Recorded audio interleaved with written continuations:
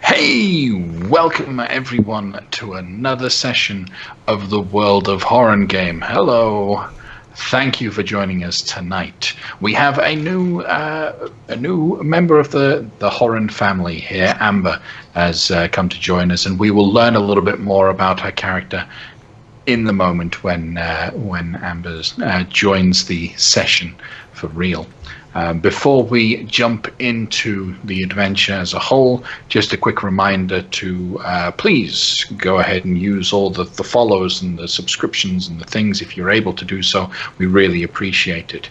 I also wanted to call out, as it was mentioned on a previous stream, that by simply watching the game tonight, you will earn coins which can be spent in our little shop down there, which can be used on buying healing potions for the party or giving them inspiration.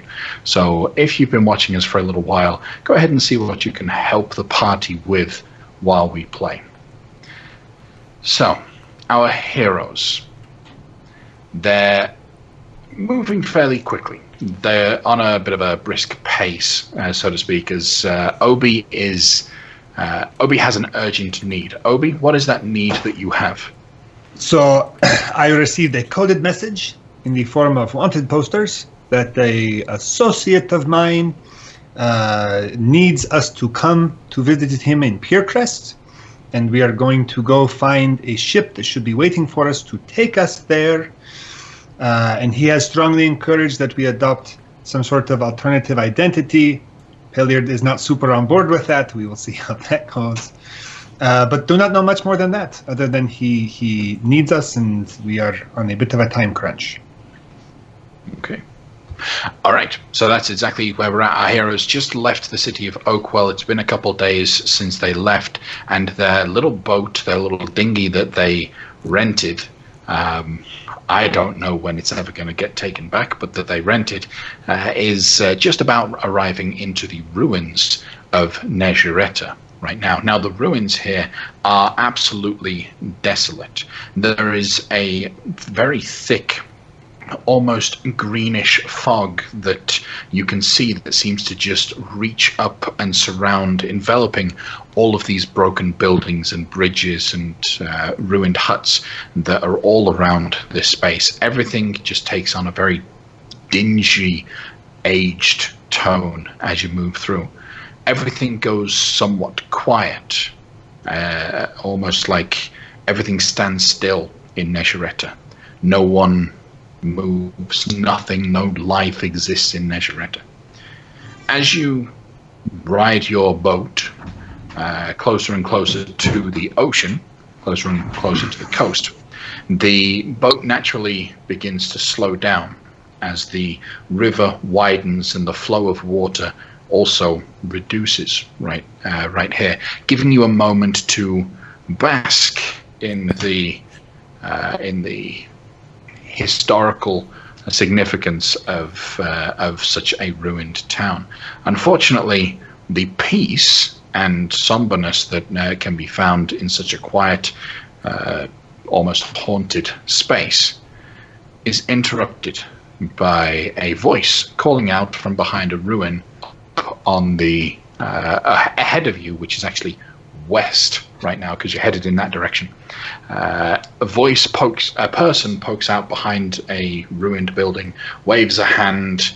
This individual appears to be a fairly fair-skinned tabaxi, just with a hello, hey, come, quick.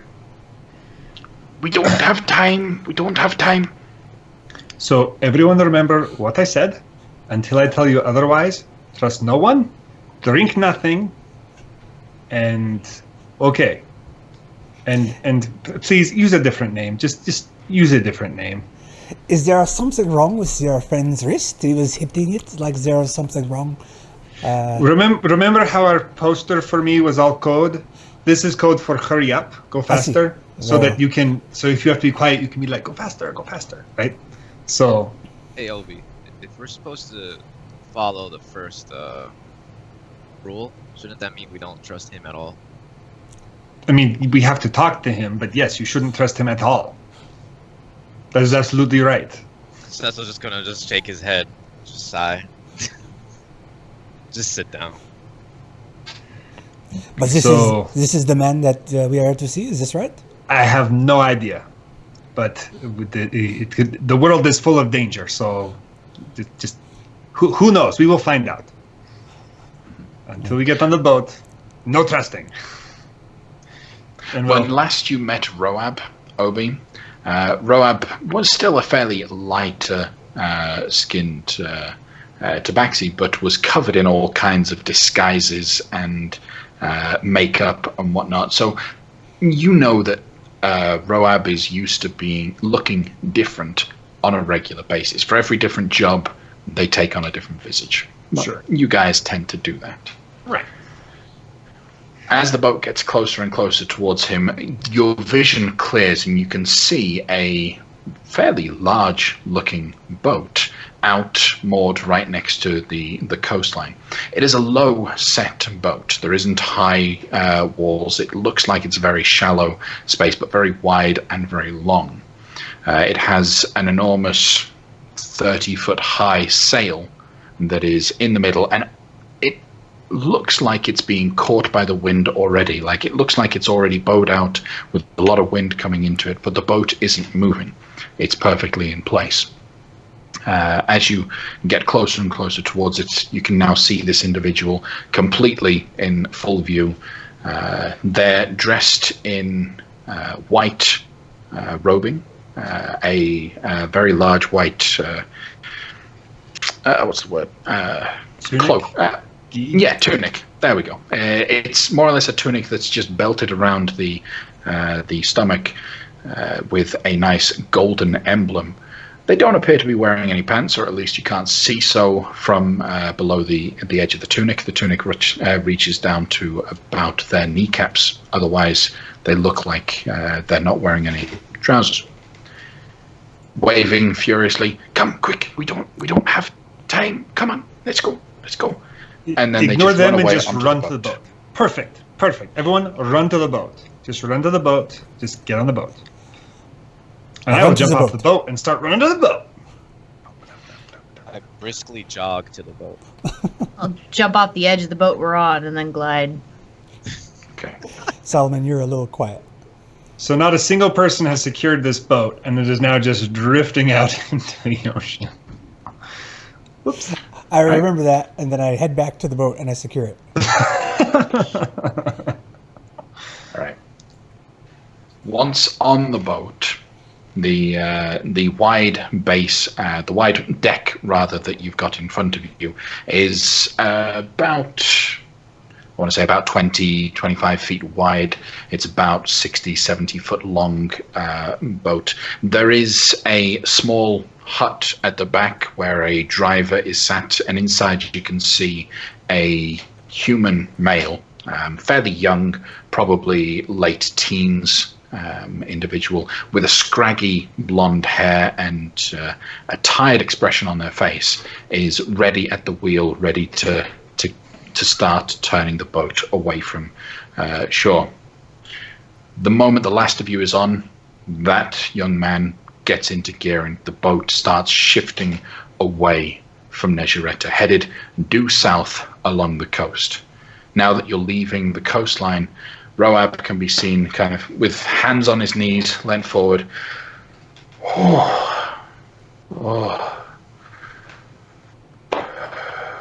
Good. Helvi, Obsidian. Hey. Oh, Roab. Lord of a bear. Now, how are you?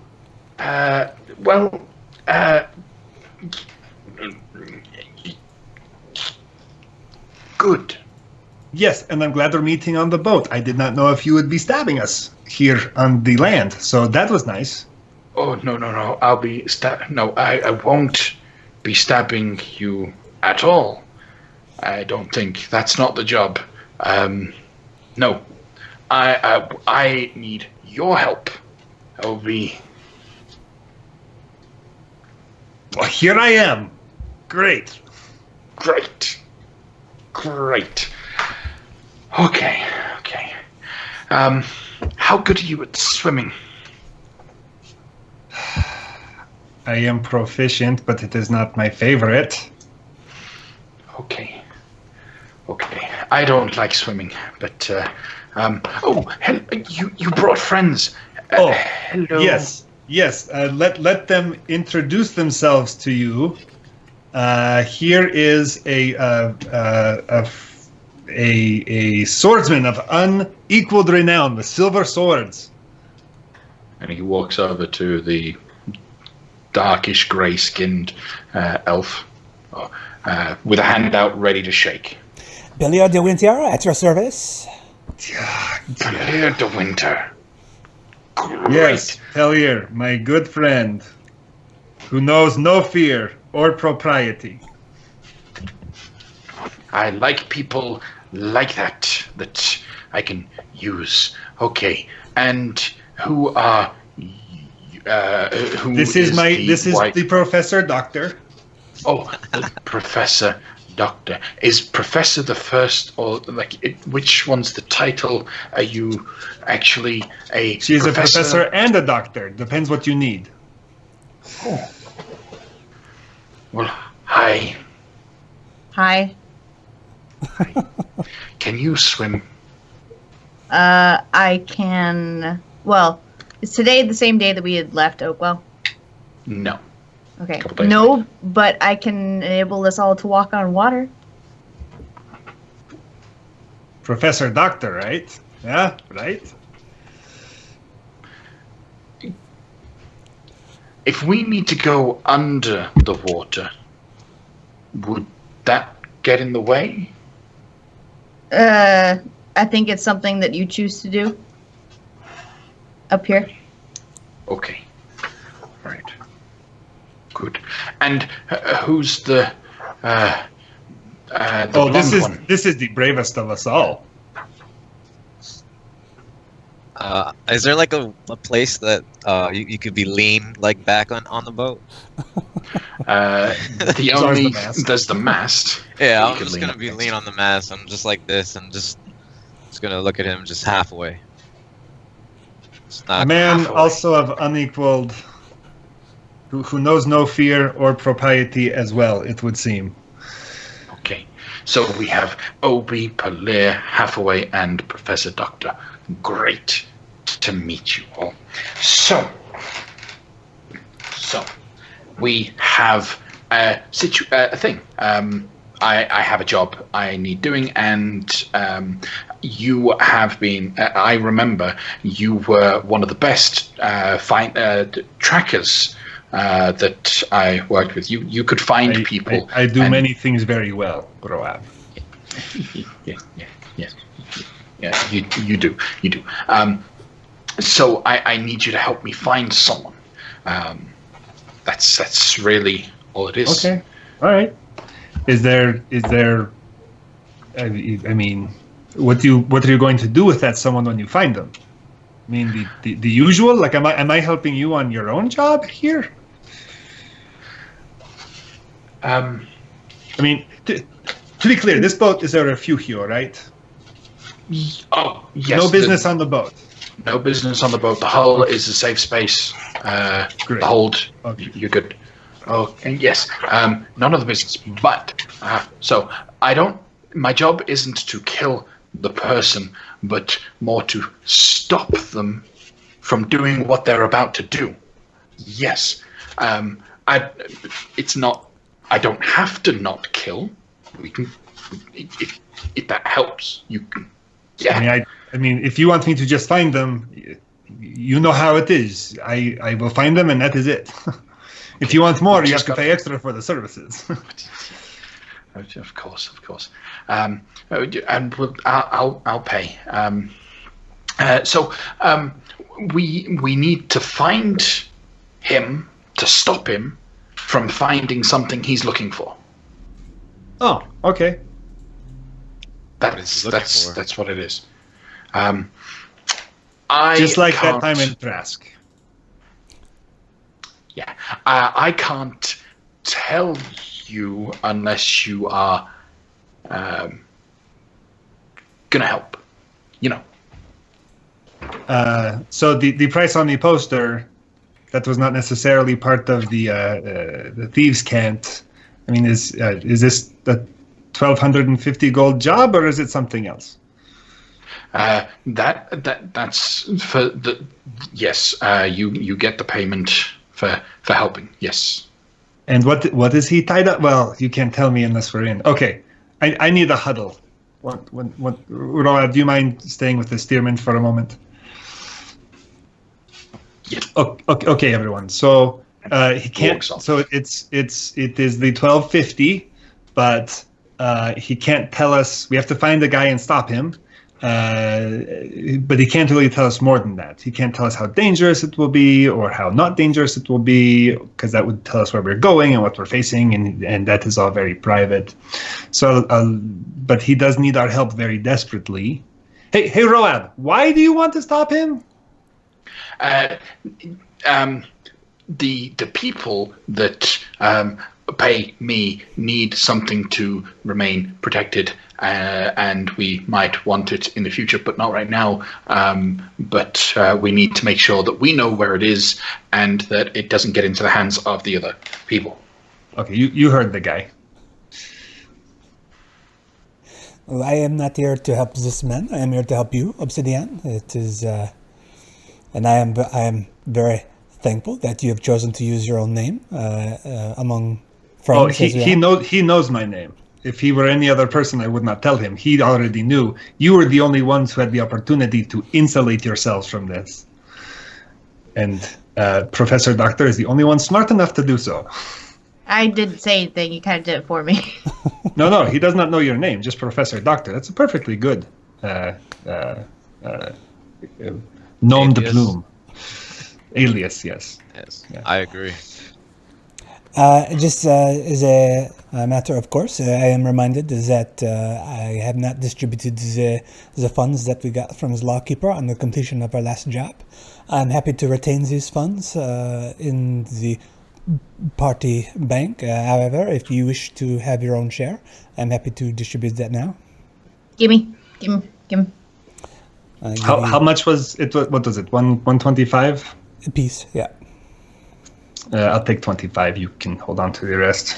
Yeah, hold on to the rest. But yes, so Roab is a man of honor, and I do not know the details, so I do not know. He is a man of honor, but that does not mean he's a good man. So I do not know the details, but I am inclined to say yes. But I leave it to you. Yeah, I am here. We are here to help you, Obsidian. Well, we are already on the boat, so Yes. yeah, let's do it. Have you ever been to Piercrest before? It will be fun. I've never been. It will be great. Hey, Roab, yeah, we're good. We're in. Great. We should handshake, gentleman's handshake. The traditional, like, slice the hand and sealed by blood, or is just a handshake okay? Just a handshake to like between. We agree. Yeah. Right. I will find the guy. That is it.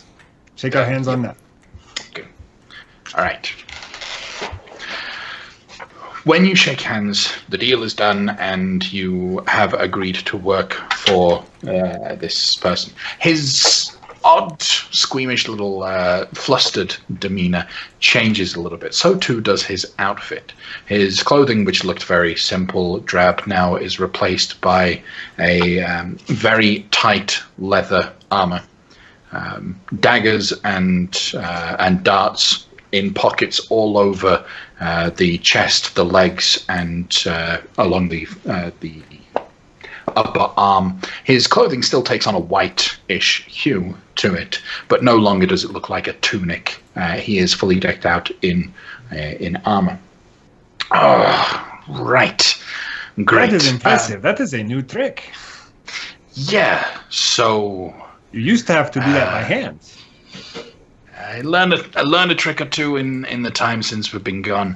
Sorry for the deception, folks, but I need to make sure that people are in agreement with the job at hand before I really get a little bit comfortable around them.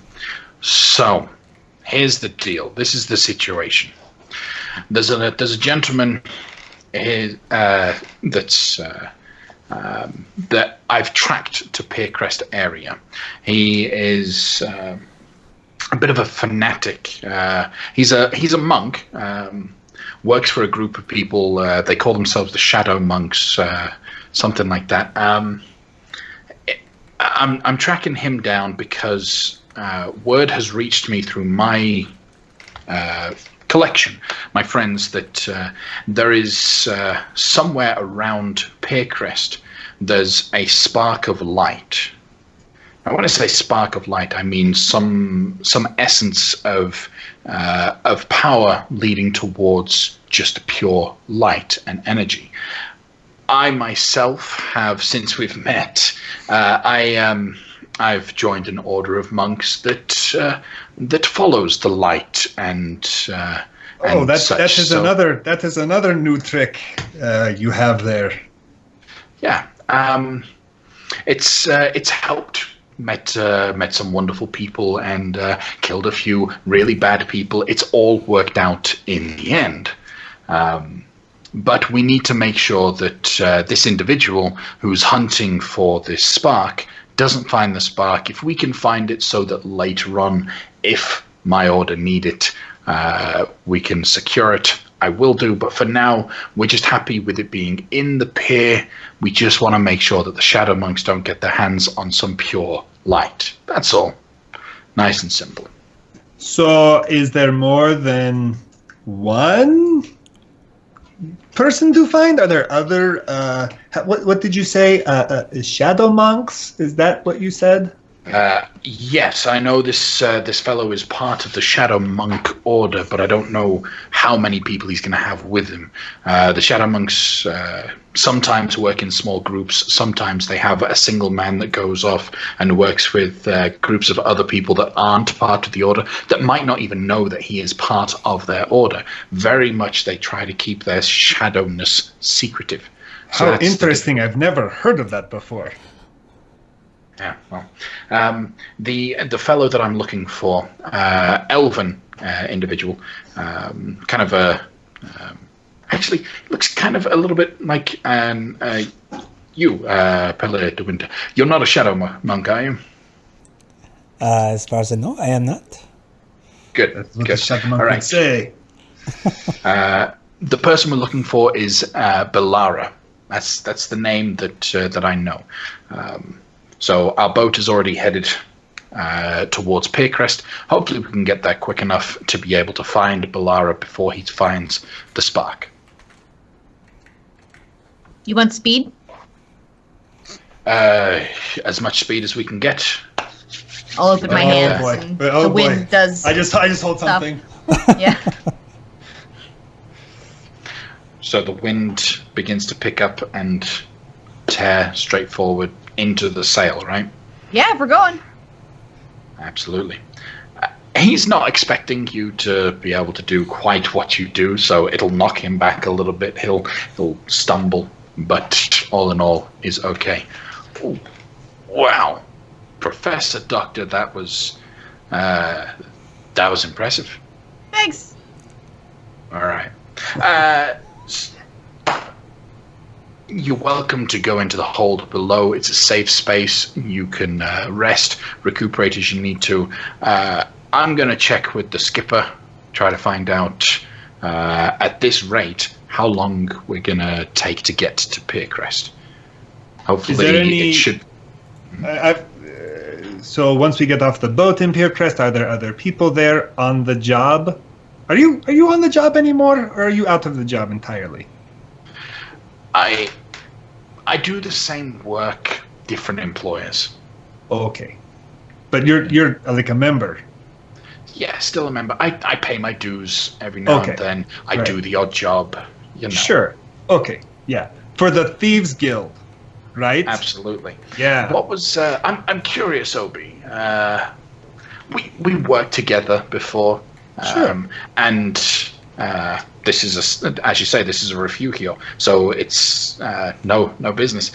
Sure. What was the last job that you were on? Oh, the Tell me last. the dirty details. That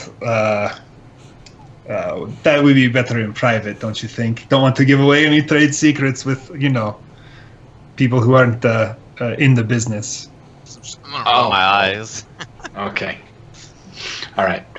Thought maybe they were aware. Okay. Enough said. All right. Well, we'll talk privately when everyone's gone to sleep. Sure. Yeah, no problem. In fact, it's getting to be about that time of night. There are bunks, hammocks down below. You're welcome to it. If you want some food, help yourself to the fruit basket. Not a lot there, not a lot of choices, but hey, it's free. Obsidian, do you know anything about this spark that your friend, your associate, speaks of? No, nothing at all. What is the spark? What can you do with it? Do you worship it? Well, yeah. I mean, do your employers worship it? Do they use it to light up the hold on a boat? Honestly, don't know. Okay. I just got a message from my superior, who got a message from their superior. Apparently, top brass really want to make sure that this spark of light, which they're aware of, no one knew anything about it. We don't, as far as I know, we haven't been scouting this area until we got the instruction to come and do so. Okay. Well, let's go. So good night, everybody. He's going to retire. If there is anything that you guys would like to do on the boat, you are more than welcome to do so. But the journey, at moving at a very fast pace, will go by fairly briskly. Obi will stay up and chat with them and talk shop right up until Obi may have had a run-in with his own order. Just gonna leave that off the table. His behavior seems to betray to him that he has no idea you have converted into Shadow Monk in any way. Sure. Yeah. Otherwise, he wouldn't tell you that he's a Radiant one. Mm-hmm. The journey will take about 3 days before you get stopped, before Roab calls you for aid. Over the course of those 3 days, is there anything that you guys would be doing on the ship other than talking shop with Roab? I've got a block of wood that I'm going to carve into 3 balls and put on my little yarn strand. And I'll just be like doing, oh crap. Oh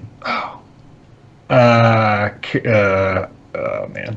I'm not going to do any meditation or Tai Chi of any kind whatsoever, or reading out of my scrolls. So I'll just be like normal. Okay. Yes. I would at some point during this journey kind of find Obi if I can find Obi, and potentially walk up behind him and It's a small boat. say, "So you were the thief, were you?" I mean, thieving was part of my life, certainly. What would you have called yourself? An independent contractor. Of what kind of services? Oh, all sorts. We're tracking a man now. You heard Roab. I am a great tracker. Obi. That was some things I did. Obi, I'll crouch down. Were you an assassin? That is such a... What does assassin mean, really? You were an assassin. Yeah, I was. I hope you All do right. not think less of me for that. I'm just glad that I know it now before our relationship moved on any further, because if you had let that linger for an extended amount of time, I might start to get upset then.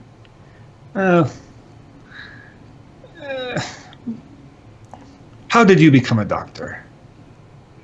Why? Why did you become a doctor? I don't really like talking about it out of necessity, though, more or less. Well, you could say that many of us found our way through necessity. I'm not judging you for Right. doing I just the want to assassination explain. thing. I just don't like being lied to, and you're gonna let me continue to believe that you were a thief until I But figured I was it a out. thief.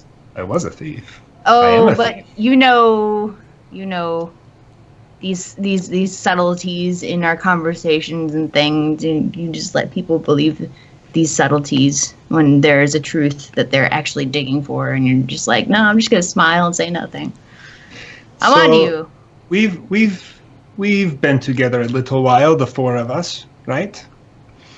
And I don't know if you've noticed, but the other two can sometimes get really angry at people who have done what they think are bad things and then like execute and kill them. Yeah, Have you noticed that? I have definitely noticed that. So you understand why I'm trying to be kind of quiet about things that they might think are a bad idea. And then they might get the decision that, oh, Obi is a bad guy. We should kill him. I don't think that they would do that. Worst case scenario, they Do would. you know they wouldn't you do alone. that? I've got a pretty good idea. Well, until we know for certain, let's just keep this between you and me. That's fine, but are you hiding anything else from me Oh, I mean, I have an entire life story. What do you that want to know? that I need to know about during this trip? This boat is something called a refugio. Ugh, No, all right. no business can be done here. So if there are other assassins, if there are other issues, Roab was an assassin. You're perfectly safe here on this boat.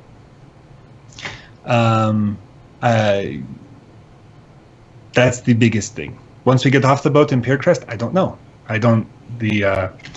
I do know that Roab here, since I've known him, has joined a monastery that is all about worshiping the light and worshiping and developing traits related to that.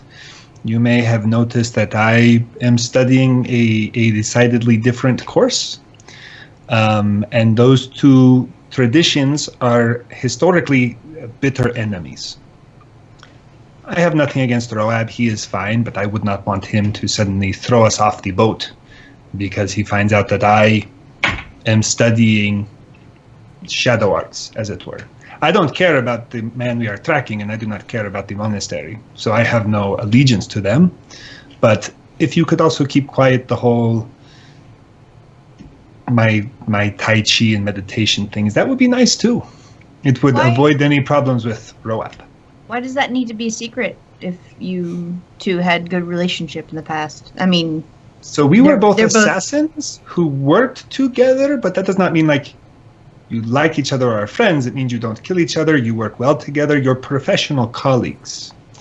But that does not mean, and I suppose here on the boat he wouldn't do anything to me, but that does not mean he could not maroon us on Piercrest, or the second we step off the boat try to kill us.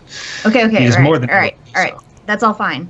My point is that you wouldn't think lesser of him for doing light stuff. So why do you think he'd think lesser of you for doing dark stuff? Why does that need to be a secret at all? Why can't you guys respectably tend to the things that you tend to? Well, he looks like he is an adherent to the monastery. I am studying the arts and their tradition, but I do not care about the doctrine of the monastery. But his group and my group can be very fanatical, and there's kind of a long-going feud where pretty much you attack each other on sight, more or less. Well, that's very silly, though, don't you think? Oh, The sure. world And isn't whole without light and dark. You tell it, sister. But let's not tell it to him, right? That's Right. your decision. Just saying, I think that you could have a professional conversation with him, and it might be different for you two. Given what I know, that particularly with each of you here on the boat, that is not a risk I am willing to take. Okay. But thank you. Well, if you think of anything else that you're keeping from me, let me know. Well, just you keep it from everyone else too, okay? If someone sits me down and asks me straight to my face these questions, I'm not going to lie to them, but I'm not You will going say to. you will say that is not your thing to tell and to come talk to me. That is all. Yeah, okay. Okay. So after, what are you? During 3 days downtime, I will be studying the scrolls of the fan dancing / fighting technique that we got from the High Mistress of Haganabutu. Roll an acrobatics check. Acrobatics starts with A. That's the first one on the list. I should be able to find that one pretty easy. That is a natural 1, 8. You do a great job for a couple seconds, then you start to tumble, fall. You catch yourself and make it look like it was all on purpose, but you're looking more drunken fist than delicate fan dance. It is, I do not have my sea legs yet. It is very difficult to master this technique on the high seas. Perhaps when I reach safe land again. I would like for the downtime, I would like to be in the hammock, and when I see Palir come in, just look at him, just be like, I don't like this. I'm just like this, like on the hammock, just swinging around. Do you mean the idleness? What is it that you do not like? Are you seasick? Not like. I'm gonna get up from the hammock, take my scarf off, and start, folding it, and then place my blade on the scarf. I don't like that we're doing this for some random dude. Well, not random dude, some random person. I know he made this seem to be a big deal. I don't know.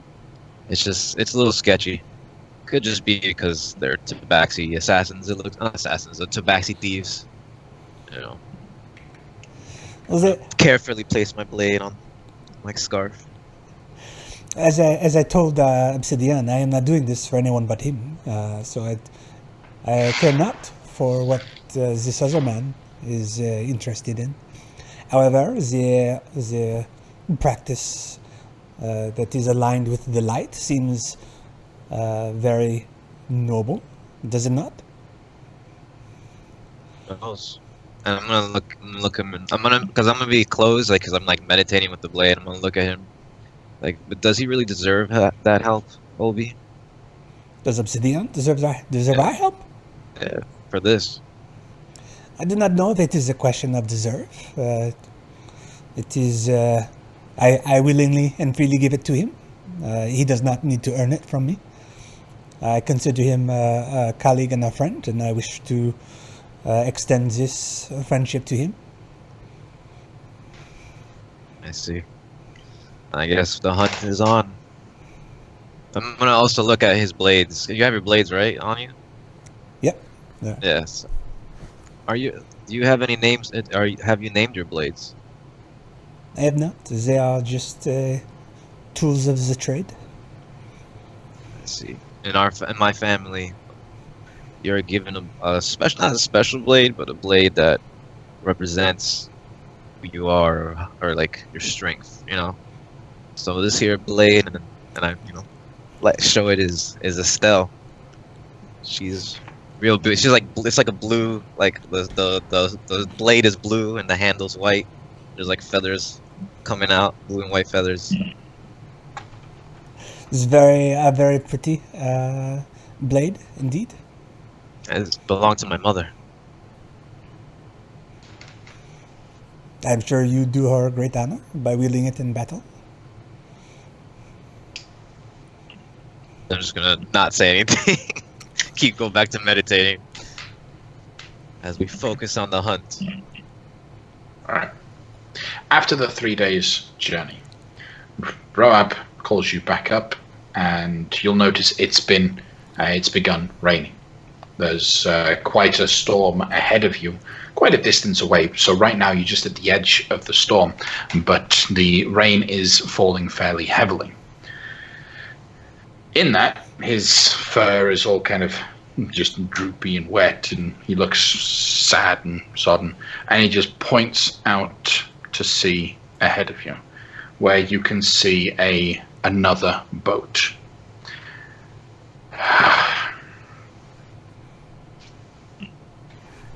That's his boat. This job is going to be very easy. Just ram into him. But it's anchored. It's not moving. I'm worried. We need to stop them. We need to get whoever's there. If they are anchored, again, this job cannot be any easier. Are you ready? The deal was to track them. There they are. I told you there's additional for anything extra. Well done. Well done, team. Nailed it. What do you want, Toby? Well, we don't know if he's actually on the boat, so we do have to go search the boat. But there is going to be hazard pay if any shenanigans happen while we're over there. And you know what that means. Yeah. All right. Right. So, from an alternative perspective, Amber, tell us, we're introducing your character right now. Tell us a little bit about your character just right now, and then I'll describe the situation, the scenario that you're in, and find out what you'll be doing. So, go ahead. Okay. I am playing Ilara. She is a sea elf druid. Ilara, do you want a description of what she looks like? Yeah. Yes, please. Currently or normally? Currently. Okay, currently. She is beneath the surface of the waves, and she has wild shaped into a giant octopus. So currently, I look very tentacly. But she can use underwater camouflage. So she right now looks a mix of dark blues and grays and greens that kind of mesh with the water. So she's almost invisible unless someone was completely looking for her. But she is latched onto the side of the boat, just like her little eyes are watching the other boat approach. So from your perspective, from your situation, you're here because you followed this boat.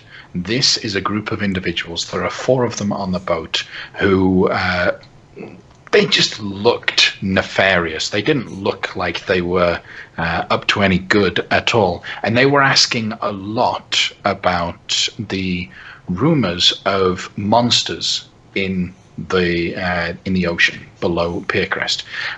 They were talking very specifically to get accounts of the sea monsters that defend the deep of the sea down here, which kind of would perk your interest because of your family, where you're from, and all of that. One of them, in a drunken state, lets slip that they're looking for the light. And so that's why you followed them. Now the boat has stopped, and you can, you know that the people haven't gone diving yet below to explore the ocean below. So they're still up in the boat, and that's when a second boat starts coming up and is slowing down to meet with them. So you're watching. What do you do? How large is the boat, the second one, the one that's anchored? So the one that's anchored is a smaller, I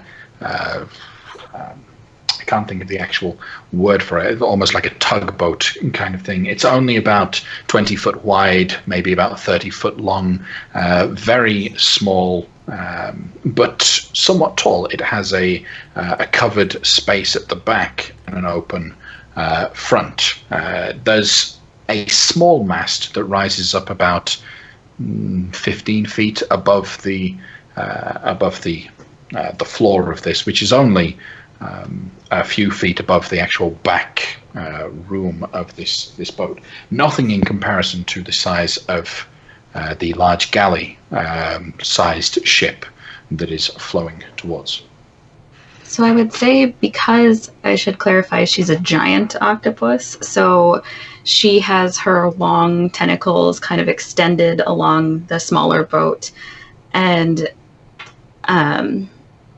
she, knowing that she cannot allow anyone to approach the light, she sees the other boat coming, and she retracts some of her tentacles, and she prepares to move back to watch both boats as she watches the other one come closer.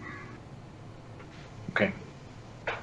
So jumping back to the larger boat, it's moving closer and closer in the rain towards the small one. I'm gonna move the boat on our little map here. Eventually, oh, that's the rain that I just moved. I don't want to move the rain. There we go. That is Theodora's job. Yep, Theodora. Dr. Professor's job. Excuse me. So, Roab has kind of gathered you all up onto the ship, and he will pay what he needs to pay you. He promised he'll sort it out afterwards, sorting out the debt. But he needs, and he looks desperate at this point, he needs to get on that boat, secure it, and deal with whoever's there. Okay? Are you with me?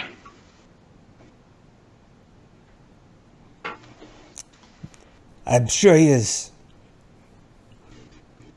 I hope he is. A job is a job. Am I close enough I can make a flying leap over to that boat?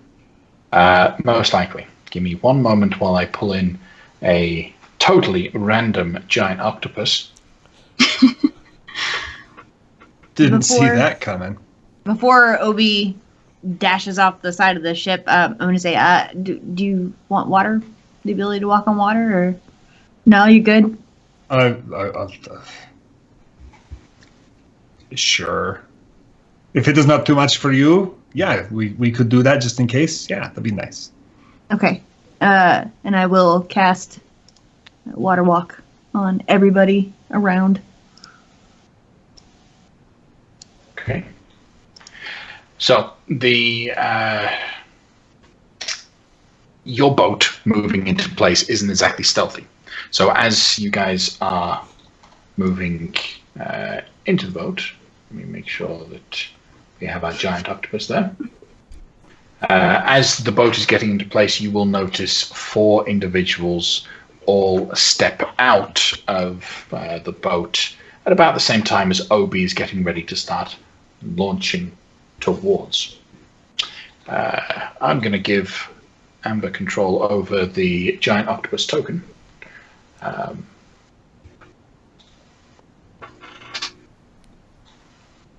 Roab, was there a name for this fellow, or are we just looking for someone who is a shadow monk? His name is I already... That's right, Balara. I wrote that down. Balara, yep. He is an elf. Do any of these 4 look elfy? They look like they're ready to go diving. They're all wearing practically skin-tight rubber clothing. So it doesn't exactly look like they're armored. They are for scuba? Mm-hmm. Sorry, I didn't hear that. What did you say? They are for scuba.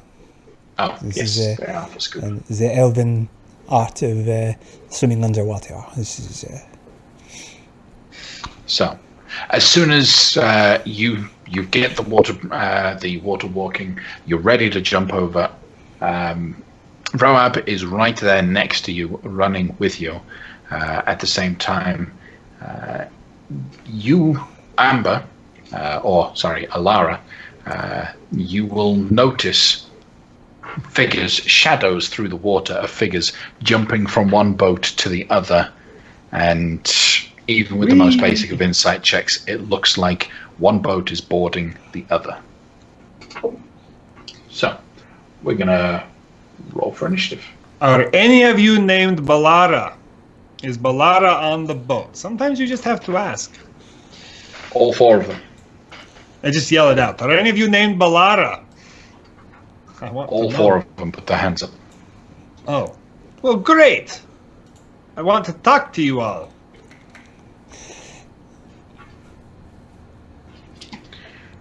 Let me roll for initiative for all of these fellows, and then I'll grab everyone else's. Do you want me to roll initiative or stay for now? Roll initiative. When it comes to your turn, there will still be opportunity for you to act, whether or not you're in combat or not. I'll consider you a third party that's separate until the time is right that you reveal yourself. You're welcome to get involved in any way you wish. Right. And lastly,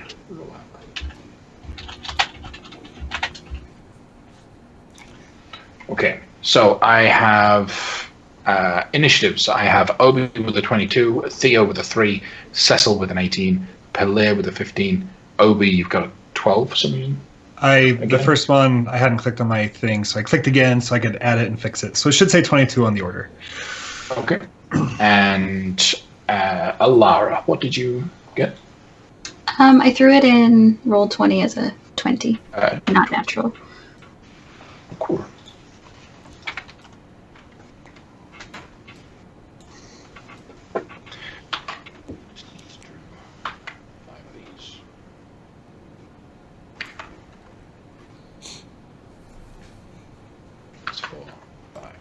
There we go. So.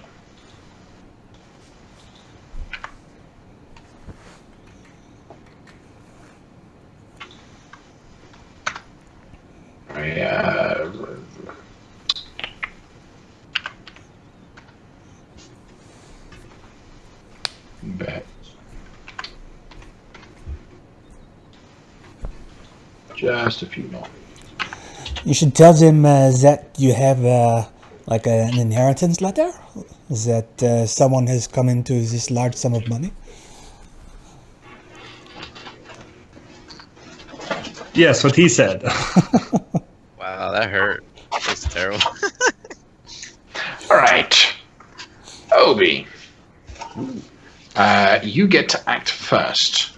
What will you do in this situation? So they're all wearing scuba suits, and other than Roab saying this is his boat, do I know anything about it? Does it have any markings of a shadow boat? I don't know. It just looks like a fishing boat, really. There is a name on the side, which is the Black Minsk, but there's. You might not know of the boat. Isn't a shadow boat specifically. Right. I'll just run up here and say, "You are Balara. Very good. Prove it. Let me see your ears. Can I see their ears? Do they have hoods on with their scuba gear? They currently do have their ears covered. Good. Need to see your ears. Balara's an elf. And I will, if anyone attacks me, I will use my attack action to get back at them. And that is my order. Okay. So you're readying an attack for when they... If someone attacks me. Okay. Or rather, if anyone attacks me, I will attack the guy right next to him. Okay. Alara, will you do anything during this turn? Let's see. I actually think that given what she's trying to figure out is going on here, she would hold off. She doesn't know what's going to happen. She doesn't know if any of these people can be trusted. She's kind of waiting to see. She knows for certain the people on the smaller boat can't be, but she's kind of biding her time. So she's gonna hold. I'll hold my action until, because you haven't attacked, correct? Correct. The good party haven't attacked neither of the bad party. So I will say I'm going to hold my action until I see the second party attack, and then I'll try to offer aid if that's the case. Or not aid in game terms, but... Right, so immediately after you, one of those fellows runs right up towards Obi, right on the end, and is just going to try and shove Obi into the water. Oh, Okay. got to stay on my feet. I need Obi to roll an athletics or acrobatics check contested with his. Let's do acrobatics to see if I can maintain my footing. 18. 18. Okay.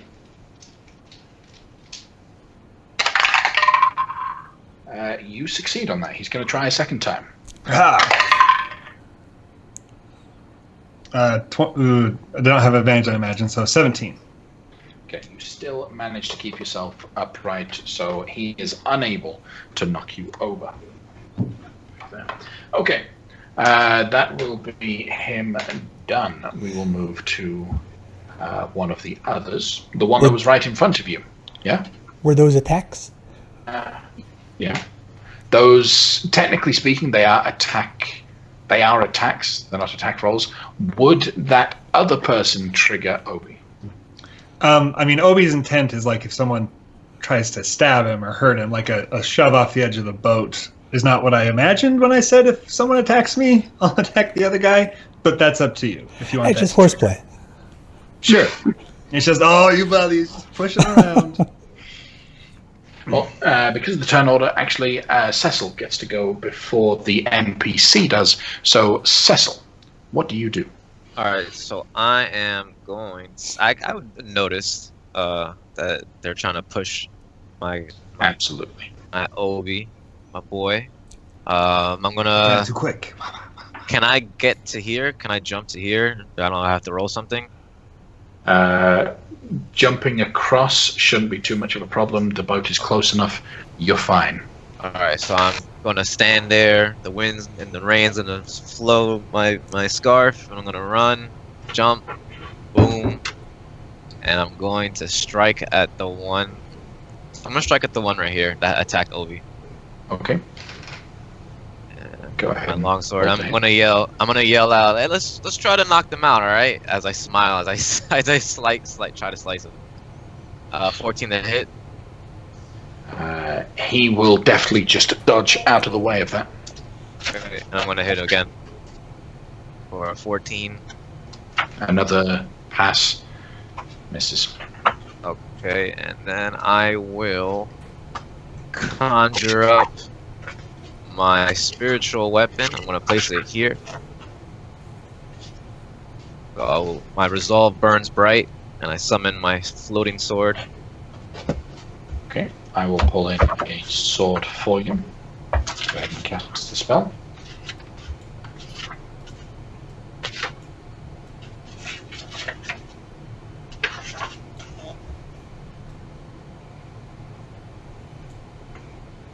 What happens when you cast the spell? My bad. The sword comes down. You know, one wing is an angel wing, the other wing is a demon wing that's on it, and I'm going to strike at this one. So that, hold on, is it's a +8 to hit. See, 20 plus 8.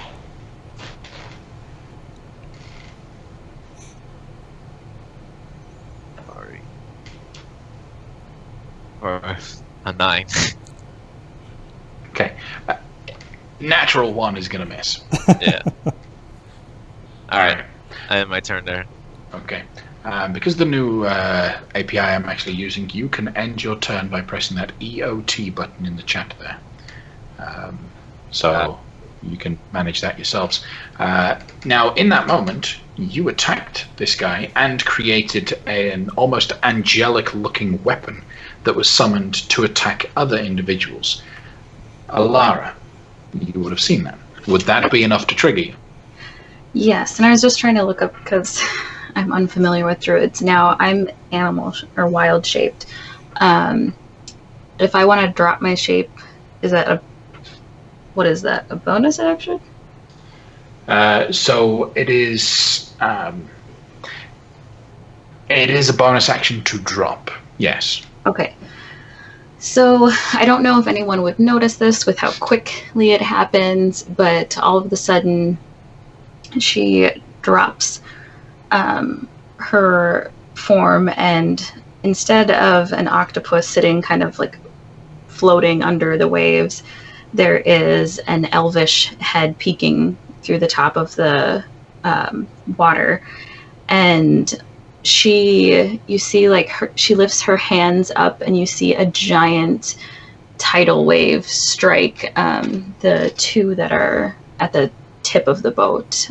They would both need to make dexterity saving throws. Okay. Will do.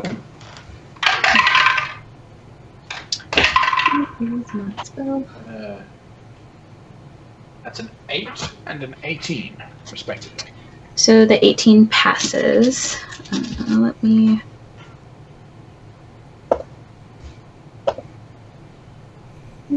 So for anyone's... Man. Oh my gosh, I'm rolling so well here.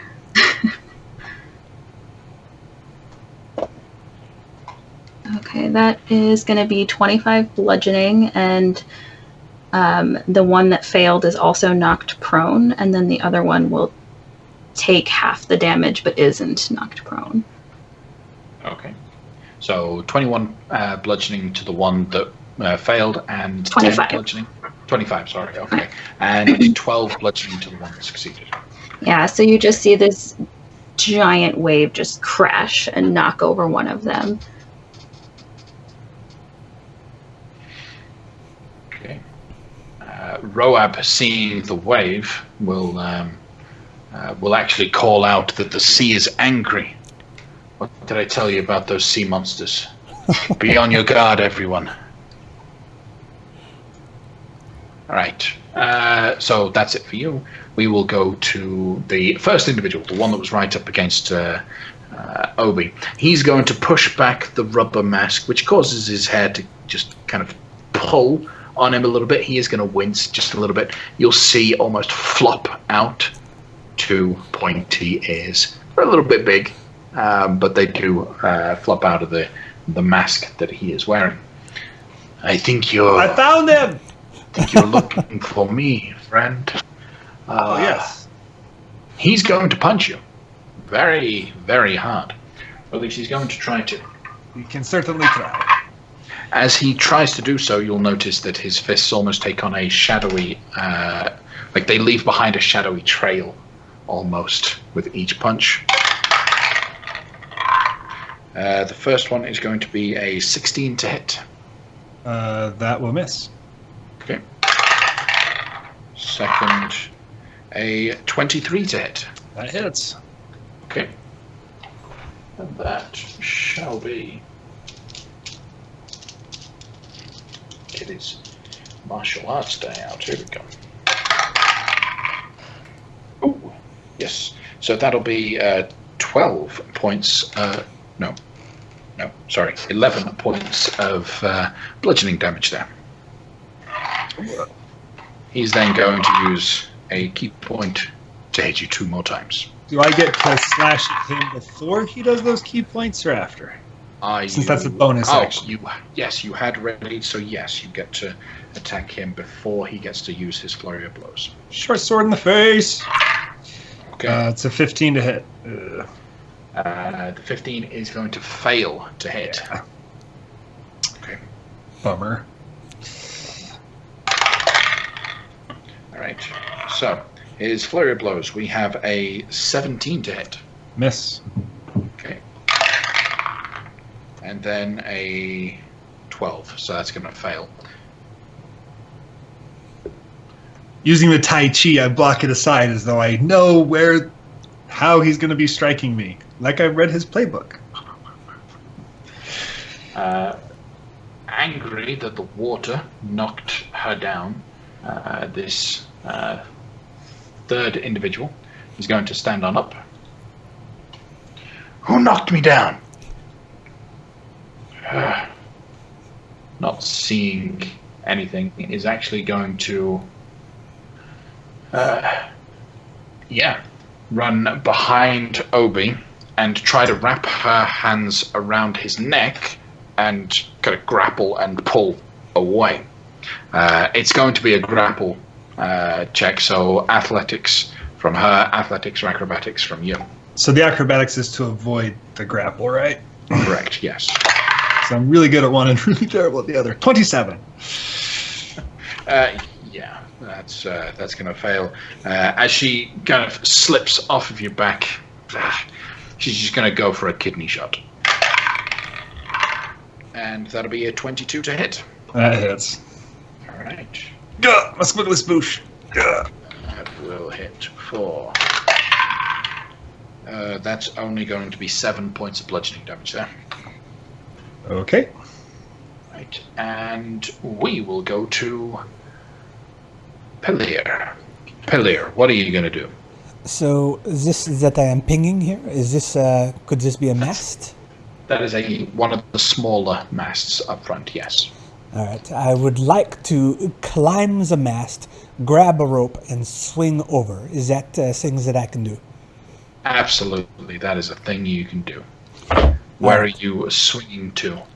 So I'm climbing up, and then I will be swinging over to this location.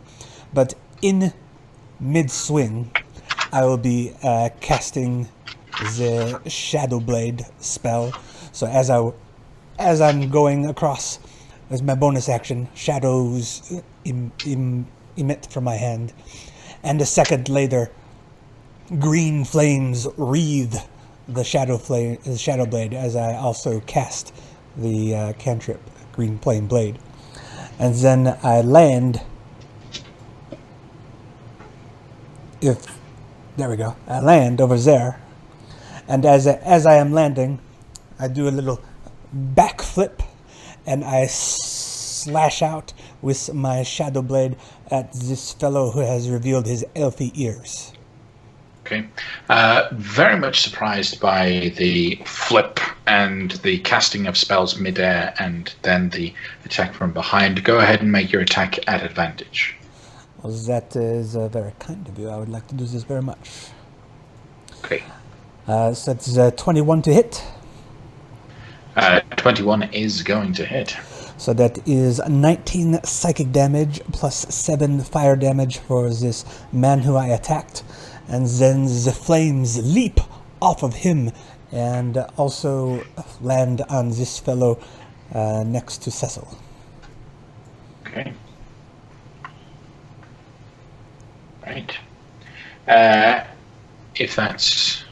both of them look wounded. The one that you had attacked looks a lot more wounded than the other one, but yeah. If that's it for you, go ahead and end your turn. All right. Forgot, did I do it now? Boop. Yeah. All right. Running. I'm sorry. As I climbed up the mast, I saw a body in the water. So I called out, Professor Doctors, there is someone drowning in the water. And then I do everything that I just did. Okay. Running and jumping across to join up at the top. Keeping a little bit separated, so not actually being in melee range with any combatant. You watch as Roab runs over, and instead of what you would expect from a monk getting into melee and punching, does the punching motion, but you watch as beams of yellow light just explode from his fists, connecting, or at least targeting, the individual that you were dealing with. So let's see how that does. That's one hit, and that's a natural 20. So I got 3 of these to roll. There's so many dice. The sound of so many dice. Terrible. 1, 2, 3, 4, 5. Yeah. That's 15 points of radiant damage from those 2 blasts, which will hit and will actually kill the individual that's in the middle. Aww. I know. That sucks. We never get to, like, ever non-lethally, like, you know, interrogate people. We just really just kill them. He will end his turn as one of the monks the other ones will run up to engage with Roab. You again. We told you last time. Come again and you will die. And sure enough, as he actually draws a blade rather than using his fists, that's going to be a 23 and a 22 to hit, which will both hit Roab. Okay, Roab will take 16 damage. Okay, Theo. I will look up at the sky. And is it just raining, or is this an actual thunderstorm? So what you stepped away for the moment when I mentioned there is a storm above, or at least there is a very large storm near Piercrest that is headed your way. You're at the outskirts of it, so yes, this counts as a storm for the sake of things like core lightning. I got you. We're at the edge. Yeah, you're right at the edge of a very large storm. I feel you. Okay, so in a little bit of response, the storm will have a little bit of a lightning effect right above her. And then she'll kind of look over at the ship and then look over at the edge of the boat and remember what Pillier said. And before she does anything, she's going to hop up here and peer down. Do I see anything? You see an elf. Yeah, she has you see just this, like, it's almost hard to tell with the blue of the water, but she has very light blue skin and then almost this like mint green hair that's moving all about her in the water. And you see little elf ears pointing out from her hair, but instead of being the traditional elven ear that maybe you're more familiar with, it's got a little webbing. And the head just kind of like looks up at you momentarily. Do you require assistance? She looks like confused up at you. With what? Are you supposed to be in the water? She raises a hand and you see that it's actually webbed as well. And she goes, I'm quite fine. But okay. Thank you. I'm gonna blast the ship if that's cool. Blast away. All right. I'm Professor Doctor today. Balara, not to be confused with Balara's. And then she, like, kind of, she's like, Okay. I think she's cool, Pillier. And then I will cast Shatter. Okay. Where are you targeting the shatter? This line that I'm making here is going to be the left edge. So We're going to originate right around here. Okay. So, two of the monks, the mast, yes, and the rightmost portion of the ship. Are you gonna sink it at all so it gets the actual decking, or? I'm not going to sink it. I'm intending on making it immobile with. Okay, immobilizing. So you kind of stay away from the actual hull of it. You keep it a little bit raised so it doesn't damage the floor of the boat. But I would you are love going to take out that mast. I would love to catch those two enemies too. Absolutely. Okay, go ahead and cast your shatter. All right, and we are. Let's see. Yeah, let's not use that yet.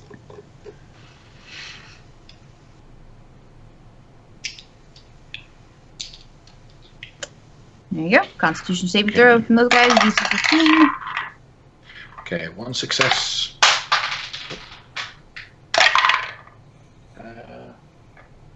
That's 15. Yeah, that's two successes, I'm afraid. Okay, that's half damage. Okay. And then the mast does its thing. And I think there's something like this has the stuff is vulnerable to this objects. Yeah, a creature made of inorganic materials such as stone, crystal, or metal has disadvantage on the saving throw, and a non-magical object that isn't being worn or carried also takes the damage if it's in the spell's area. So the mast definitely takes 12 points of thunder damage, which is enough to splinter the mast. You hear it crack, bits of debris fly off all around it. Cecil, you hear a snap almost from the wood that's right next to you, and your face will be covered in dust from it as the thing begins to fall. I'm going to roll to see which direction it falls. Well, it would fall if you're using force and physics. It would fall away from me. Yeah. The explosion happened on the rightmost side of the mast. Mm-hmm. Okay, so if you fall while falling towards Roab. Yeah. Potentially towards Cecil. Uh-huh. I disagree. Just saying. So, I reckon it's either going to go towards Cecil, Roab, or in between Cecil and Roab. Let's find out. Oh boy. It's going towards Roab. As the large mast begins creaking down, he looks up, says something under his breath, and then jumps out of the way, or at least tries to. Yeah, he manages to dodge out of the way, but that causes him to move position. The ship has been immobilized. Anything else from you, Theo? Nah. Okay. The crack, even though they both succeeded, one of them ended up still being knocked unconscious by it or killed. Right, then go ahead and end your turn. That's okay. Obi. All right, time to mess somebody up. So I'm just going to attack the gal right next to me for a 25 to hit. That will hit.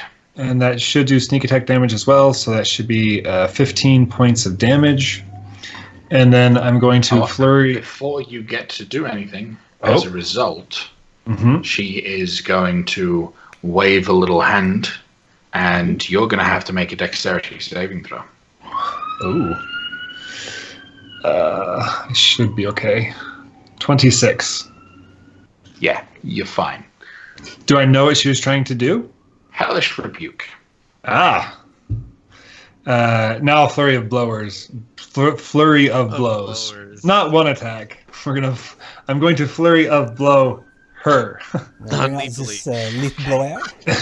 Let's see, that's 11 to hit. Nah, it's a miss. And then 17 to hit. The 17 will hit, will land. Great. Now I'm going to do... Oh, excuse me. You disregard that. So that's 9 points of bludgeoning damage to her. That will be enough to knock her down. 3 down already. Very quick, very coordinated. Very efficient, like the old days. And then I'm done, so got to click that button. All right. Then, Alara. At this point, you see almost like the fog that would like sit over the water. You see this elvish form turn into that, and the fog moves up, and on the boat kind of coalesces into this tall elven woman, and she looks towards the only remaining enemy on deck, and she casts like this big kind of like beam of blue, like icy, you can hear like the little cracks of ice as it strikes out at that person, and she's going to cast Frostbite. So they have to do a Constitution saving throw. That's going to be a failure. What happens when they fail? Okay, so they're going to take 9 points of cold damage, and then it has disadvantage on the next weapon attack roll it makes before the end of its next turn. Okay. All right. Anything else from you? No. Okay. All right. We go. He's dead. Cecil. I will walk to this guy and I will hit him Who's shivering right now a little bit. with my long sword. For 9, I'll miss the first one, and I will strike again for 20, so 7 points of damage. Okay. You know what? F it. I'm just gonna freaking smite. Everyone's killing everybody. I'm just killing this guy. I'm gonna try to kill this guy. I'm smiting it. Okay. I'm using level Go ahead and smite. smite.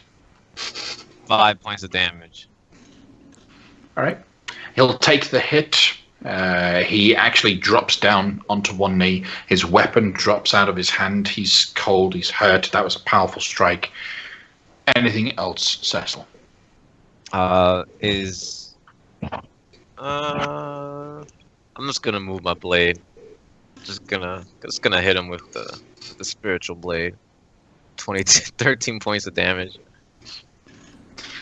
Okay. Now, is there any way that I can do this that's like not killing him?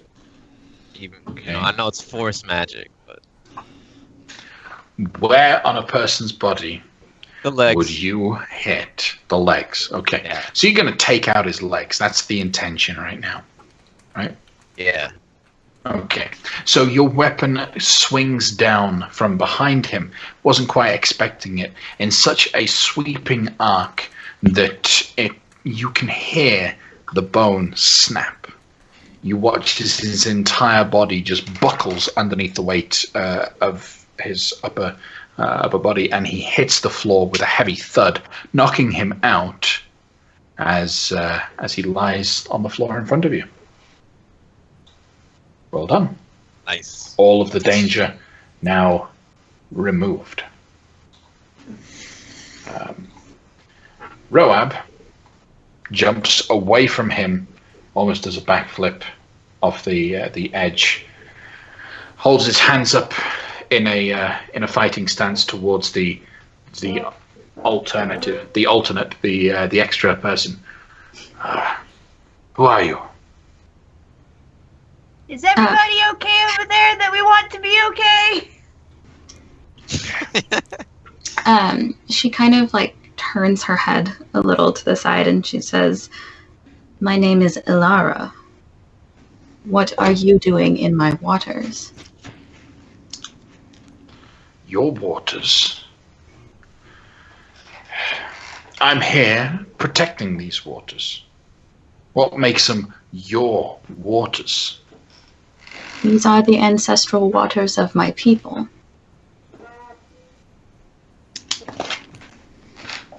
Right. You do look a little blue. She like lifts up her hand and looks at the webbing and she's like, "Yes." So I'm just gonna like say under my breath, like, blue's a really cool color. As I'm trying to figure out, like, did I cut the guy's leg off or?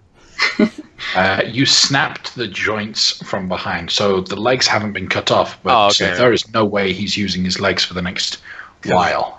I was because the legs were snapped. I was probably trying to like find a way to put it together, like if it was like cut off. I'm just gonna have the guy on my back and start trying to figure out how to get back to the other boat. Okay. But I'm keeping an eye on you, Ilara of the Sea. But thank you for your aid. She just nods. Why did you help us, by the way? These 4 were planning to steal something very important to my people. Are there more of them or just these 4? Well, I do not know if there are more, but I was tracking these 4 specifically. And Roab, is this Balara? Let me look, and he'll go and he'll just start pulling headdresses off of all He of said them. he was, but He did, but we need to check. He'll pull out a small sketch of a man.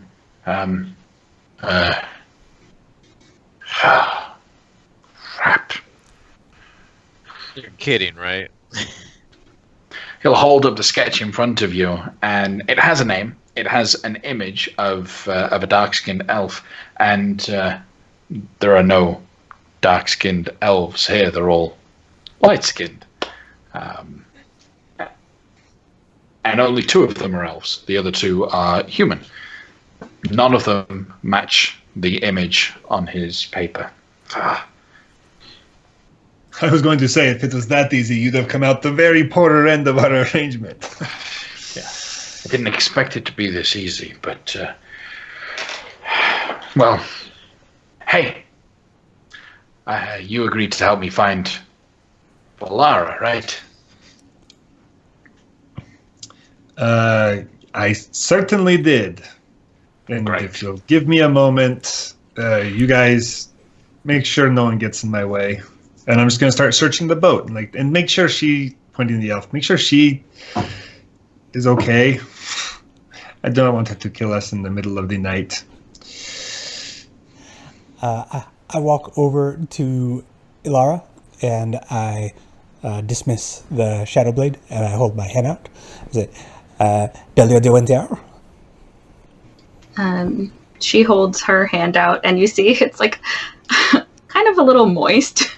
And she shakes your hand and she says, Ilara Yeldrin. It is a pleasure to make your acquaintance. You say that they were going to steal something. What is it that they were going to steal? They were going to try to steal the light of Illuminae. I don't believe I am familiar with this. Am I familiar with this? You can roll a history check to see if you've ever heard about it. You might have offhand heard something like it being elven descent. You might have heard it through the elven tribes. History or religion might even work. But the moment you say the light of Illuminae, Roab is right there, ready to listen. That is a 5 on my history. Right now, no, you can't quite think of it. Maybe the adrenaline's still pumping and you can't think straight. You can't remember anything about the light of Illuminae. What is this light of Illuminae you speak of? It is a powerful thing, and she looks as though she's being purposefully non-specific. Have you never heard of the Starshy Bay and the light? I am familiar with the bay, but I am not familiar with the light. Well, long ago, a great light fell from the heavens into the bay, and my people protect it.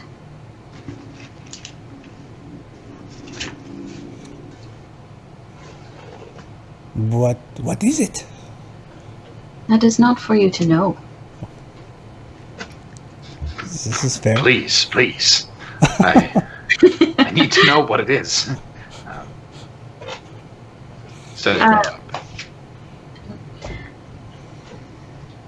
You will excuse me, but you are outsiders, and I do not know you.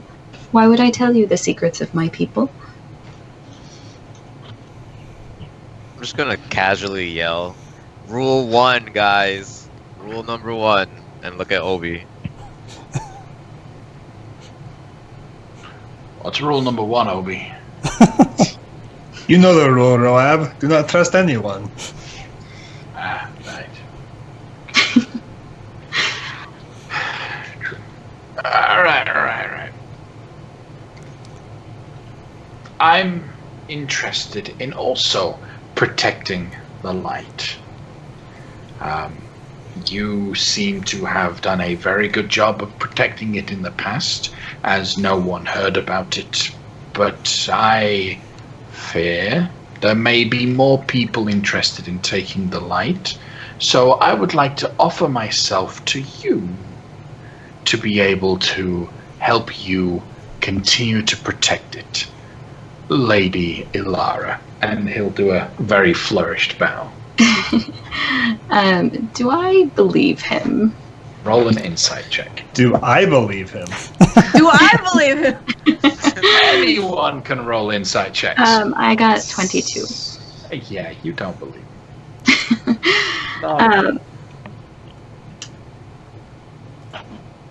In fact, anyone that rolled over a 15 doesn't believe him. Bootsies is very suspicious of him. She raises an eyebrow, and she kind of keeps it to herself that she realizes his maybe ulterior motives, but why do you wish to protect it? I am a student of light. I like to protect it and make sure that it is used to help combat the darkness. And he'll throw off some blasts of radiant sun bolts just to kind of show off his styles, almost trying to impress. Probably doesn't, but I'm gonna sarcastically golf clap. You see kind of like the waves swell like up really high in the background, and she has this very unimpressed look on her face. Well, and then she kind of like looks like a little sarcastically up those flashy show of lights, impressive though they may be. I think that my people are protecting it fine without your help, though I do thank you for the interest. Are you friends of his? And she looks at the rest. Oh, no. Not at all. No. Not even acquaintances. Oh, Roab is a dedicated fellow. let me see to our companion. You guys chit-chat. I'm going to get some information out of him. I will sack the ship and try to investigate so I can track down Balara. Maybe there's a clue. Okay. So one thing that you will find very easily is clearly this ship on the interior is an emissary of, or at least it holds emissaries of the Order of the Shadow Monks. And in fact, you see there is more of the same sort of writing as you're familiar with from the instruction manual that you took. Not the manual. Right. They wouldn't let that out, but instructions and details in the area. And looking through it very briefly, it is orders. They are distinct orders. The master, whoever the master is, has discovered the presence of light on the plane. We must destroy it to provide the master with the edge in his eternal struggle against the light. And that same message is just repeated over and over again at the end of a series of reports and correspondences. So, okay, we checked this place and there was no report, nothing that we could find. We checked this, and then the last message above the that bit of information, it says, "Well done, my servants, in narrowing it down to the Starshy Bay. Report once you have found it. Otherwise, I will assume you failed. You do not want to fail me again." Okay. And we don't see Now, any in terms of- dispatches, so we don't know if they've sent or like, we found it or not. No, there's no way to see their scent. Sure. But looking around the rest of the room, there are just simple accoutrement, very simple climbing gear. Not climbing gear, but adventuring gear inside this space, and a large collection of these rubber-like suits that are designed to help a person withstand the pressure and temperature of deep-sea dives. So they were prepared to go deep. Anything else? Say anything shiny? Nothing shiny. Okay. While he is investigating, I will relate to Ilara.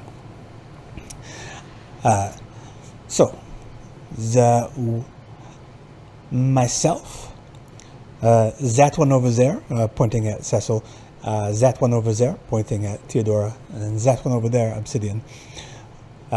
We are friends of this one, Obsidian, and Obsidian, this one, I don't use names, this one is a friend of that one, the one, Roab. That one says that there is a dark elf of some sort. He showed us that picture, who is interested in finding this light.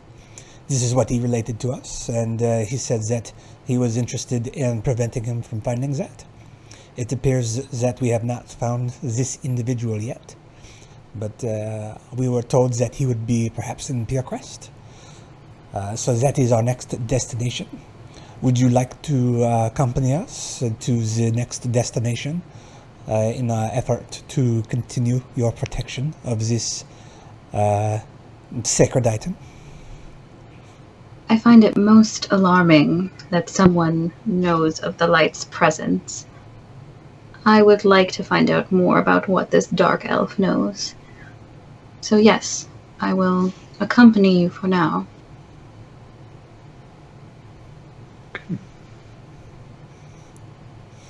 Well, I found these papers, but they are very hard to read. Roab, can you read these? They don't exactly tell us anything useful. We already know that they know where it is. Okay. Well, so we think Balara, he's not under the ocean, Ilara, right? He's not grabbing it right now, right? The light of Ilune? I think not. Okay. Well, we still got to find him to complete our deal, I guess. From back over at the original ship, you hear me calling. If you want to interrogate one of the dead bodies, I think I might be able to do that. Not today, but if you bring one on board, you can do it tomorrow. Really? You can do that? I picked it up at the observatory. Wow, okay. Wow. Which body? All of them? Do we bring all of them? One of them will work. One with a head. I'm just gonna grab an elven body. Well, one's still alive, right? Yeah. With broken legs. Obi, Yeah. like old times, would you like to join in? I am a tracker and I am a great many things, but you'll recall in the old times I never left anyone to talk to. This is not my expertise. The professor doctor is much better at that. That was a whisper, by the way. That was a whisper only to Roab. I whispered That to is roll not my intended eyes. for everyone to hear. You watch as Roab slips his hand into his leathers, pulls out what looks like a lockpick set, whole bunch of tiny little tools, and immediately starts prying the guy's nails off, gagging him so that his screams are muffled, and then just starts cutting slight grooves into his flesh, just enough that he can feel it, and it's not going to kill him. Applying pressure to make sure the wounds don't get too big. Skilled artwork, if anything could be called as such, as he begins to torture this man before even beginning any questioning at all. I'm gonna look at him and just go like this. I'm going to just turn around and go downstairs. I don't want to be watching that. Okay. After he really gets him into a supple state, he then begins his questioning, asking questions like, where is Balara? How much do you know about the light? Who is your superior that we need to track down and trick into believing you succeeded or went somewhere else. Tell me everything you can about practically everything. How many people are at Piercrest that belong to you? How many ships are on their way should you fail? The guy answers a few of them, passes out a few times, so Roab uses some salts and at last resort a little healing potion to be able to perk him up just a little bit to keep him in that state, but eventually will kill him just through his questioning. Okay.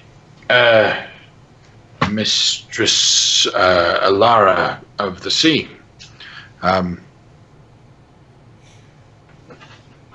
How do you feel about disposing of the bodies in the ocean? Absolutely not. Okay. I'll leave them on the boat and we'll let them drift. Do you have the body you wanted to interrogate? Oh yeah, I'll grab an elven body. Okay. May I make a suggestion? To my friend Roeb and my party at large. What if we tow this boat into Piercrest and we don these scuba suits or these rubber suits, whatever these suits are made of, we wear them and we walk off the ship as if we were the crew who was on the ship to begin with, and we forge a letter saying that it was a lost cause. The things that we were looking for was not there, and we give it to someone, so that no one is the wiser that they failed the way that they failed, and instead they think that they failed because the thing is not there. Based on the letters that I've read and what else I know, could I write a letter and know who to send it to?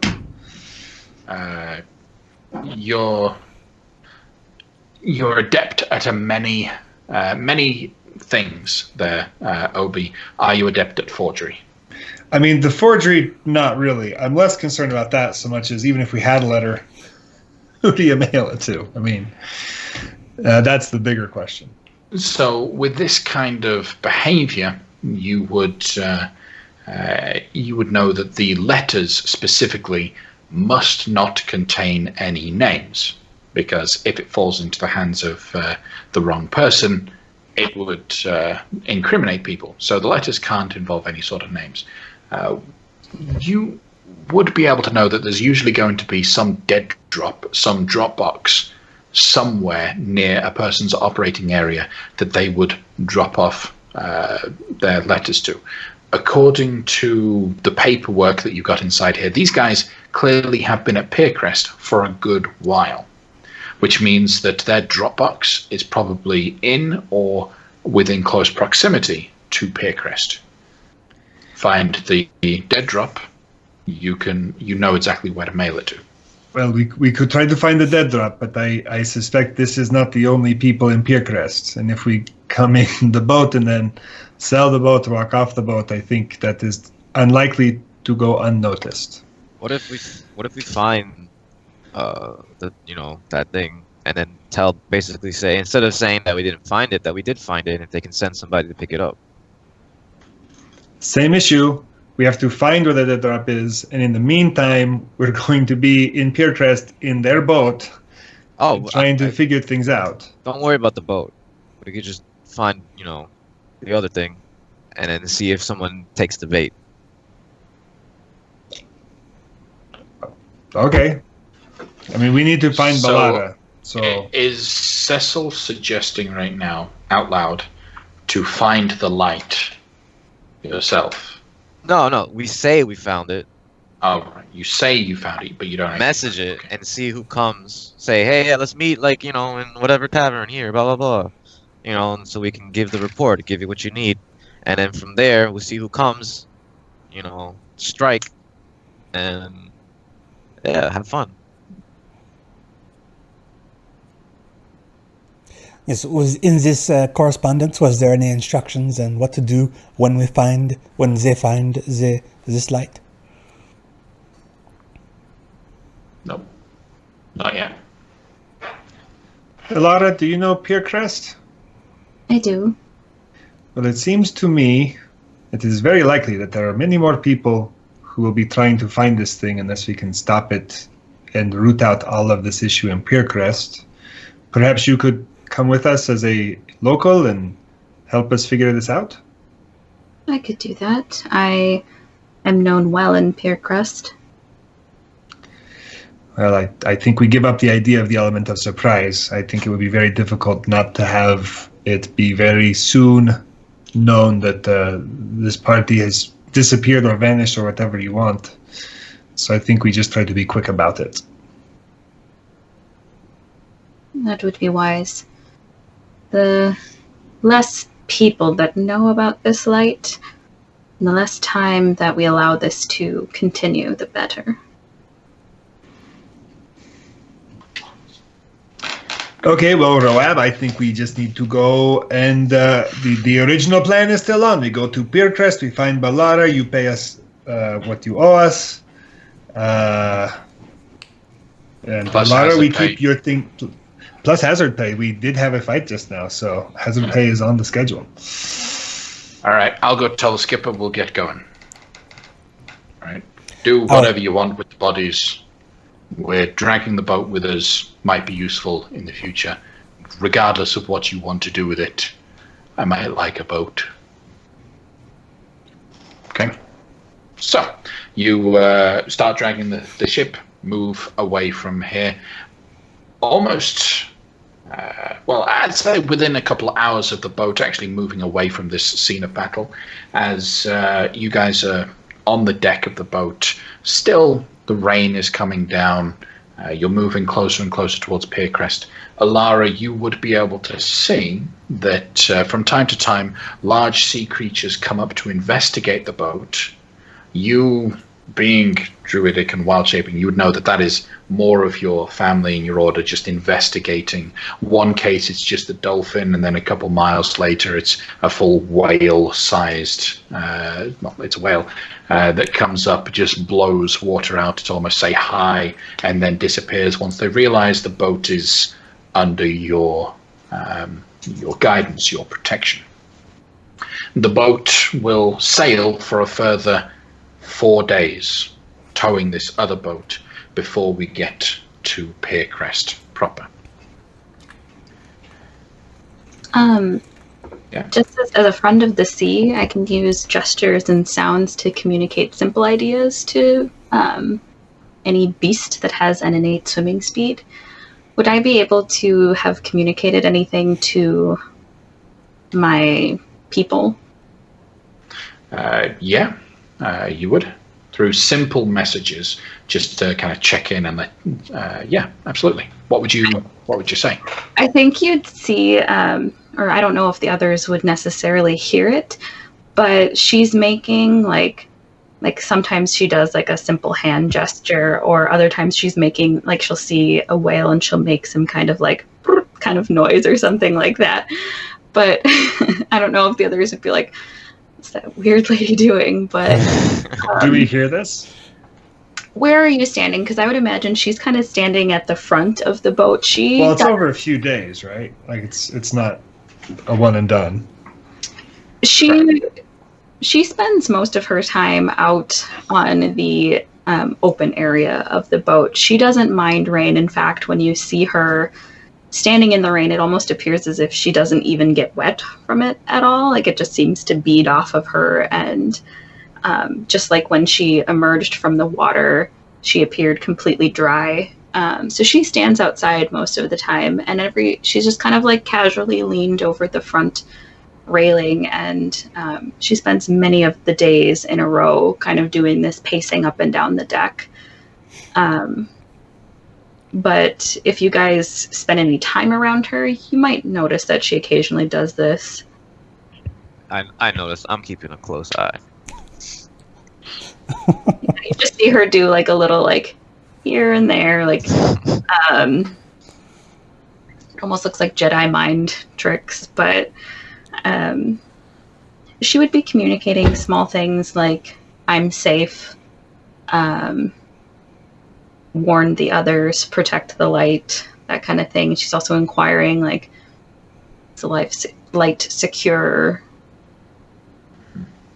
By the time you get to Peercrest, simple responses will be given because you have an innate swim speed, right? Yes. So kind of it would work to go backwards to a degree. I know that feature is for beasts, right? Mm-hmm. Or is it just creatures? It says creatures? I can speak with beasts. So if they're in like their animal form, I would imagine I can speak with them. To a degree. I think you'd get used to it just from the years of developing. So the simple message will come back to you to say, yes, it's safe. Guard has doubled. Keep us informed. The simple stuff. But thanks to the fact that you've alerted them to the potential danger, they are taking efforts to try and protect the light. She would also communicate dark elf danger, Balara, like sending the information so that they're aware of the threat. Okay, cool. Awesome. Then, as our heroes on this large ship make their way into Peercrest, the storm has continued to move towards you, and you've kind of met up with the storm at Peercrest. The whole village of this place is constantly in motion because the water is very rough right now. Now, the village of Peercrest is clearly made by a series of boats that have been connected, that have docked together, that some boats have built little walkways between them and connected one another, but from a distance it just looks like a big trash heap in the ocean that's up against a very large mound of earth that rises out high above. This thing is in constant motion, but that's probably a good thing, to allow the sea to continue to work. It's not trying to fight, it's working with. Getting close enough to get a better view, this what was probably just a few boats that started off together has grown bit by bit. An extra boat has come in and tacked on, and they've locked themselves in place.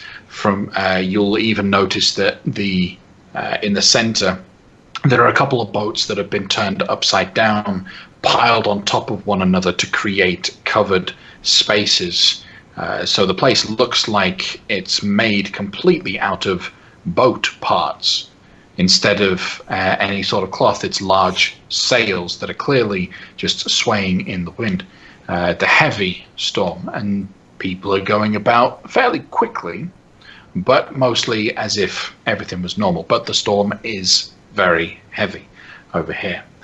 Roab does not feel comfortable. He does not like the water, and so he doesn't like the storm at all. So he very carefully gets the skipper to bring the boat into Peercrest. As our heroes arrive into the village, I want to know what the actual plan is with the other boat. What are you actually going to do with the second boat? I bet we could sell it to Peercrest. They always need more boats for real estate. Okay. I will, to the side, ask Obsidian, did our contract cover our return trip? Technically no, but as a matter of good dealings, yes. Plus, Peercrest has boats coming in and out all the time. It should not be difficult for us to arrange passage out if Roab does not provide it. Well, would it behoove us to keep this boat if we no. The people we are tracking will know it, and us having it just creates a situation where they know where to find us to try and kill us later. Very well. May I propose a somewhat similar sort of idea? These people know that I am hunting them. That much is clear. What if I sell the boat, give you what it's worth, you separate can buy another boat? Well, there's your hazard pay right there. How's that sound? That way, you just look like people that came to Peercrest to buy a boat, and they're already after me. So hey, I beat their people and I sold their boat. This seems fine to me. Okay. All right. Cool. So as that is the plan, Roab will get the boat himself and move it in. It doesn't get a great price because the mast is still broken, kind of dragging behind.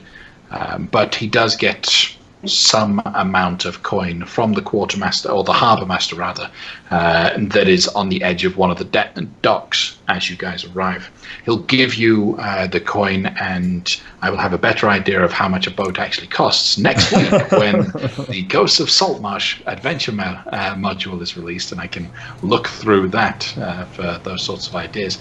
But as our heroes arrive into Peercrest today, that is where we are going to end our session tonight.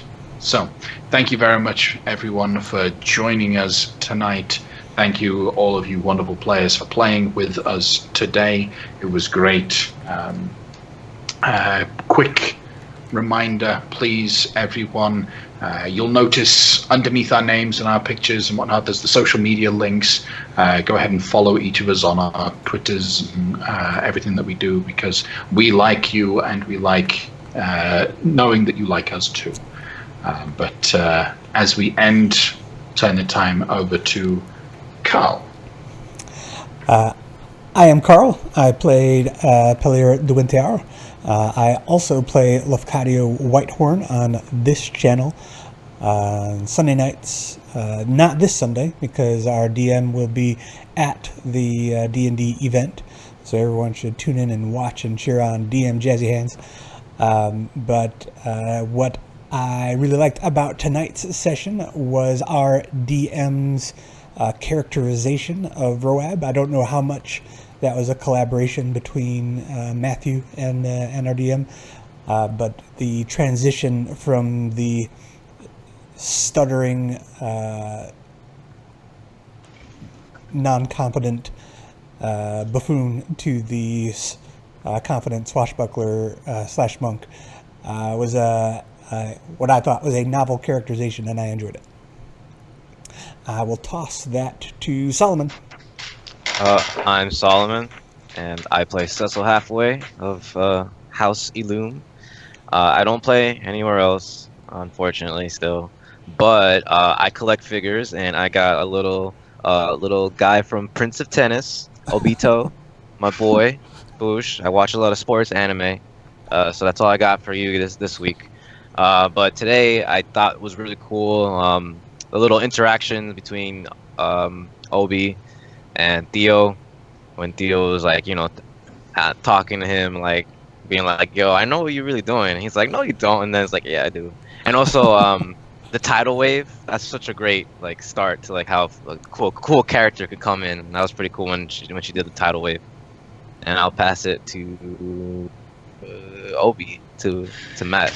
My name is Matthew. I played Obi tonight. I really enjoyed this because the DM and we did work together a little bit on some backstory stuff, and getting to let people see that and have it flesh out was nice to do. And I just appreciated the story moments tonight, both with Theo and Obi, and Obi knowing lying was not the right thing then, but then also with Alara and Amber coming on board, and the opportunity to there are depths and secrets there that I just can't wait to get to. So that's what I'm pretty excited about. So I'll throw it over to Casey.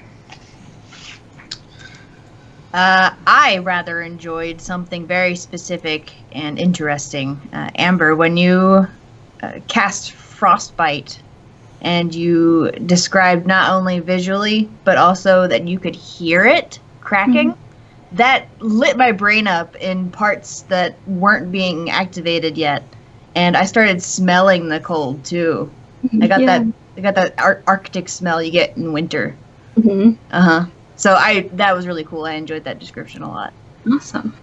And if you like me and you want to see me elsewhere, I am also with Carl on Sundays here not this Sunday because stuff, but next Sunday, 6 p.m.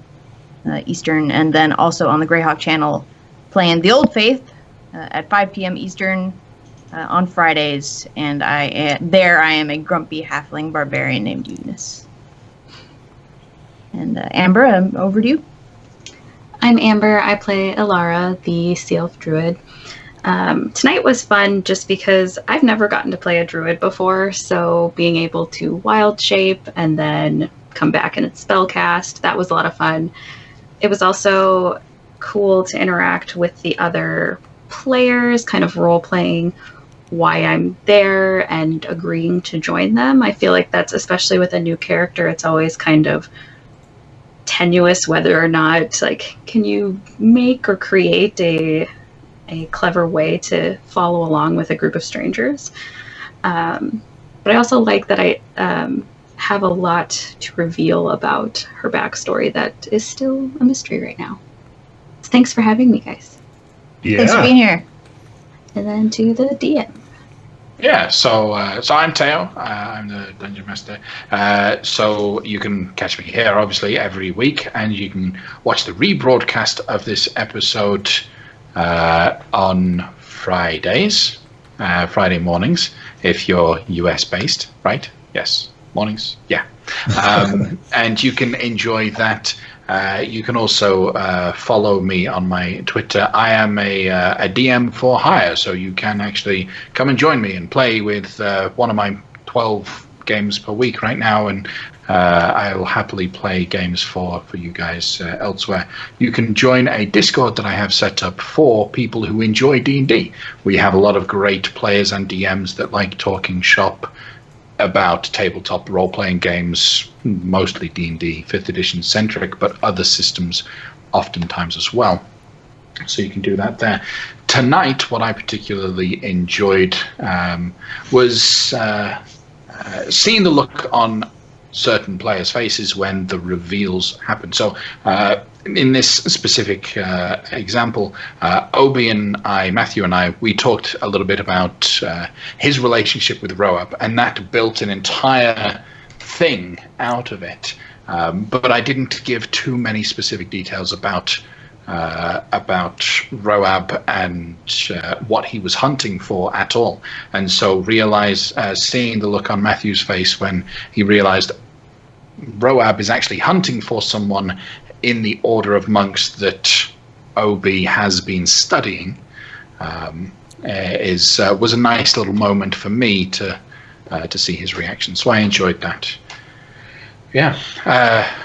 I enjoyed this session tonight. I hope everyone else enjoyed playing as much as I did, and I hope you enjoyed watching us as much as we enjoyed playing for you. So thank you very much, everyone, for joining us. Join us next time. Good night. Good night, everyone. And while I would normally like to pass you over to another D&D game, looks like all the other D&D games that I'm aware of are finishing up right now. So we are again going to raid MK is the Best, who is now playing the totally accurate battle simulator. So stay tuned as we raid her now.